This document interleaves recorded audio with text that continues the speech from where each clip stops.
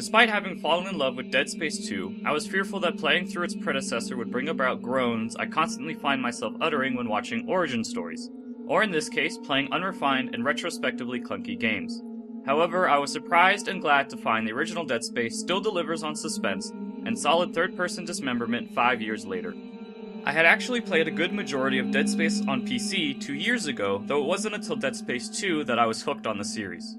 It is true that some aspects of the gameplay are clunky compared to the razor-sharp gameplay of the follow-up, none of it so much so that it renders the game unplayable or a chore to get through.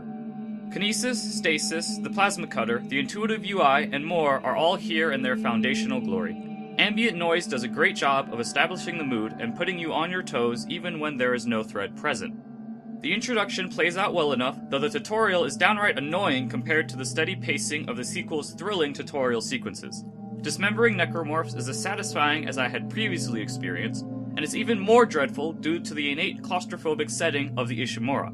Combat is on a smaller and more personal scale here a majority of the time, and the camera is zoomed in perfectly that you are always questioning what is out of your current vision, something I find rare for third-person games to achieve.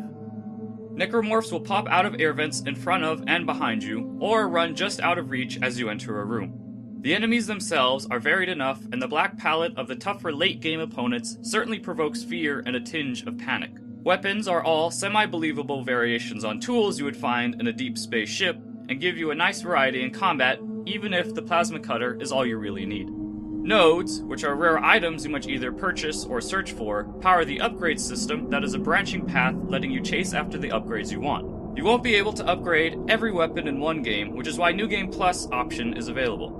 Yet, you cannot swap difficulties in this mode, which is disappointing. The puzzles here aren't very stereotypical thanks to the space setting, and while I can't fly about in zero-G, I found the point-and-click nature of jumping from one wall to the next a joy. While a large part of the campaign finds you exploring new areas and sometimes backtracking old sections, not all of it takes place inside the dark corridors of the Ishimura. Some sections find you outside the Ishimura, mostly for puzzles, though twice I find myself in turret sequences, a bit jarring and not as fun compared to the rest of the gameplay. World building is now known as a series strength, with text, audio, and video logs left all around for you to pick up. The smaller stories told in these logs, as well as the ones you piece together yourself from the things around you, such as bodies strewn in certain ways or blood on the wall, are perfectly executed to spread a sense of despair. Bathrooms, with their sharp turns and flashing lights, are especially creepy. Walking into them are prolonged moments of anxiety, as voices whisper in your head. Disappointingly, Isaac has no voice of his own, something I really don't like. Empty characters are not vessels for my own personality to occupy, but instead sore thumbs that stick out worse than an orange jumpsuit in the woods. Throughout the adventure, you will constantly be in communication with various other people, but have nothing to say.